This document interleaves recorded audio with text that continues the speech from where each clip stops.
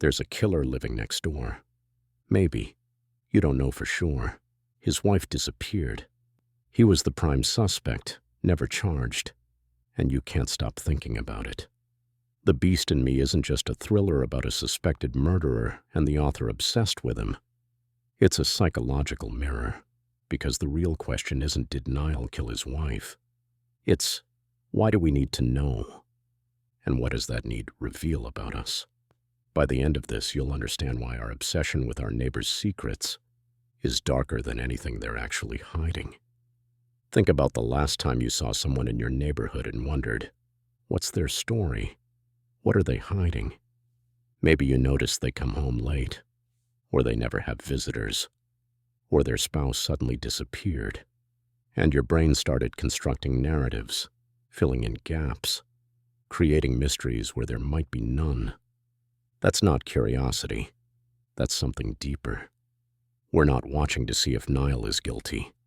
We're watching because suspecting him satisfies something in us. Let me show you why we need our neighbors to be monsters. Here's why The Beast in Me hits different from other murder mysteries. It's not about a distant serial killer. It's about the person next door, the man you might see at the grocery store, whose house you walk past, who exists in your everyday geography. That proximity creates a psychological cocktail: fear, curiosity, and excitement.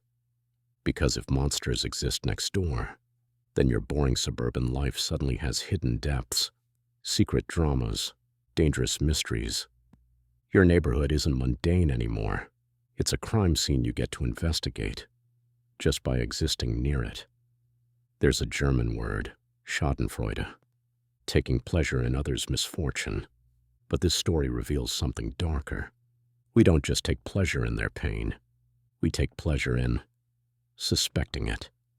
Aggie, the protagonist, is a grieving author whose life has collapsed. She's unable to write, trapped in her tragedy.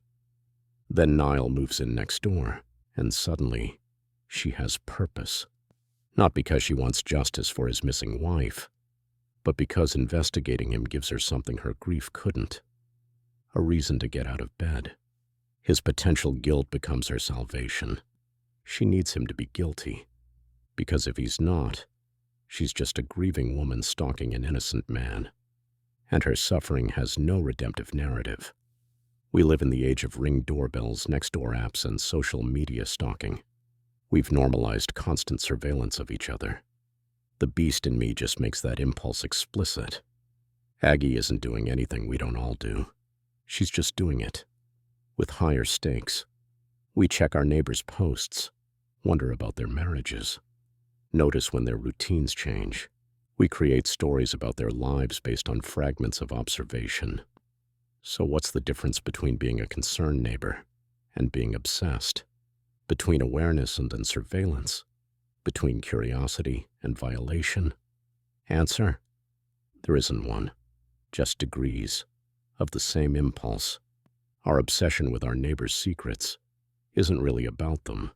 It's about us, what we're avoiding, what we're projecting. When we obsess over whether our neighbor is a monster, we're avoiding looking at our own darkness. Aggie has unprocessed grief, rage or guilt, darkness she can't face. So she projects it onto Niall, makes him the container for all the darkness she can't acknowledge in herself. If he's the monster, she's the hero. If he's guilty, she's innocent. But what if that's backwards? What if the beast isn't him? It's the part of her that wants him to be guilty. There's a psychological payoff to suspecting your neighbor, moral superiority. As long as we're focused on their potential crimes, we don't have to examine our own. As long as we're investigating them, we're not the ones being investigated. Aggie becomes increasingly unethical, violates boundaries, manipulates people, loses herself in obsession. Is she better than Niall? Even if he is guilty, is her behavior justified? Can you become a monster by hunting monsters?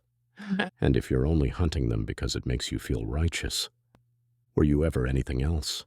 Monica Lewinsky, Amanda Knox, real people, destroyed by public narratives, by people who needed them to be guilty because the story was too satisfying to question. The beast in me asks, are we complicit when we consume these stories? When we speculate? When we decide someone is guilty because it's more interesting than them being innocent? Aggie represents all of us, watching true crime, discussing guilt, turning tragedy into content. And the show doesn't let us off the hook. It implicates us, alongside her. Our obsession with our neighbor's secrets isn't about justice or safety. It's about something primal. We want our neighbors to be monsters, not because we're cruel, but because it validates something comforting. That evil is identifiable, external, something that lives in other people. If the killer is your neighbor, then evil has a face, a name, an address. You can watch it, avoid it, feel safe, knowing where it lives.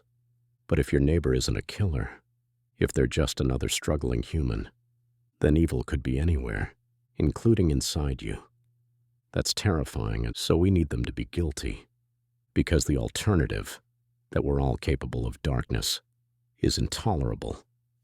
Let's be honest about why we watch shows like this. They're entertaining. Other people's tragedy is interesting. A missing wife is dramatic. A suspected killer is compelling. A grieving author investigating him is a story worth watching. But the show forces us to face it. How we've turned suffering into content. How we consume tragedy as entertainment. Aggie writes a book about Niall, profits from his story, uses his pain as material, and we watch a show about her doing it. We're complicit, consuming someone else's darkness for our own purposes. Fiction gives us permission to explore darkness safely. We can suspect Niall, investigate with Aggie, taste the thrill of evil without consequence. In real life, or if you obsessed over your neighbor, you'd be the problem. But in fiction, you're just curious. The beast in me lets us indulge the beast in us, while pretending it isn't there. We're not obsessed with our neighbor's secrets. We're just interested in good storytelling. It's not asking, did he do it? It's asking, why do we care? And the answer reveals something about human nature we'd rather not see. The title doesn't refer to Niall. It's about Aggie, about us, about the beast that makes us hungry for other people's darkness. That beast isn't the killer next door. It's the part of you that's excited by the possibility there is one. Aggie's excuse is grief. It distracts her from pain, gives her purpose.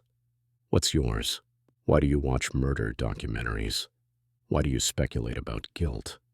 Is it justice, safety, or is it the thrill of proximity to darkness, the satisfaction of suspicion, the entertainment value of tragedy?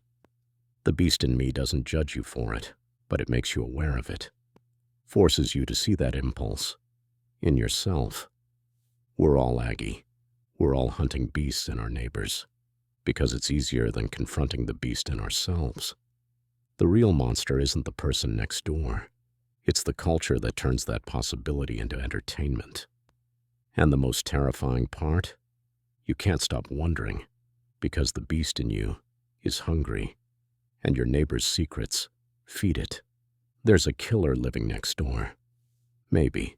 You don't know for sure, and you can't stop thinking about it. Your obsession isn't about safety, or justice, or truth. It's about the beast, the one inside you, the one that needs there to be monsters next door, so you don't have to acknowledge the darkness within yourself. Aggie hunts Niall. We watch Aggie, and in doing so, we're all hunting the same thing. A reason to believe evil is out there, instead of in here. The beast isn't in your neighbor's house. It's in you, watching you, just like you're watching them.